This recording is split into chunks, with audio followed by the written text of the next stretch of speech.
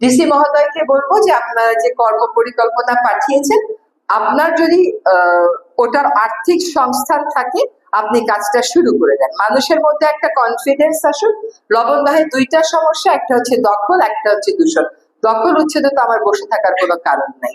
সেক্ষেত্রে আমাদের পানি উন্নয়নের বোর্ডের যদি যন্ত্রপাতি দিয়ে সাহায্য করতে হয় আমরা আপনাকে অবশ্যই সাহায্য করব। এই সমন্বয়টুকু আমরা করব। আর শিল্প দূষণটার জন্য পরিবেশে একটি ডিজি মহোদয়, এডিজি মহোদয় আছেন, তাকে অনুরোধ করছি যে আপনি, আপনার কাছে তালিকা আছে যে কারা কারা দূষণ করছে, তাদের বিরুদ্ধে নিয়মিত কাজ শুরু করেন।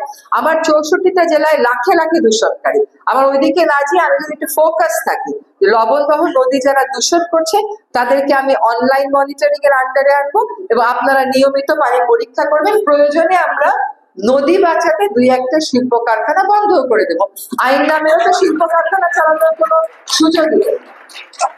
বেলাই বিল নিয়ে আজকে কেউ সাইনবোর্ড দিয়ে মাটি ফেলে তো তখন সেটা মুনির ফোন করতো, আমরা বন্ধ করতাম, আবার আরেকজন ফেলে। জরুরি হচ্ছে জেলা প্রশাসক মহোদয় এই বেলাই বিলটার সীমানাটা চিহ্নিত করা।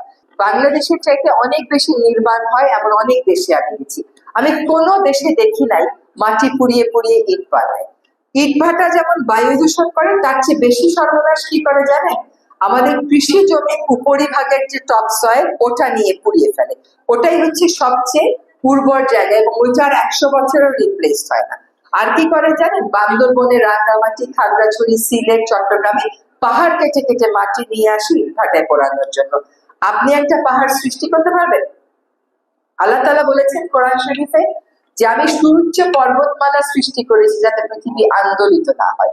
আল্লাহ তাআলা কোরআন শরীফে যেখানে বেহেশতের বর্ণনা দিয়েছেন প্রত্যেক জায়গায় বলেছেন উইদাউট মিস যে বেহেশতের নিচে একটা নহর প্রবাহিত হবে, পানির ধারা প্রবাহিত হবে। আর আমাদের 1156টা বা কম বেশি হতে পারে নদীগুলো এই নহর হিসেবে আল্লাহ তাআলা দিয়েছেন। এগুলোকে আমরা হাতে ধরে নষ্ট করি কয়েকজন চিহ্নিত ব্যবসায়িক স্বার্থে এবং সরকারের গাফিলতির জন্য যে পয়ঃবর্জ্যের ব্যবস্থাপনা করা হয়।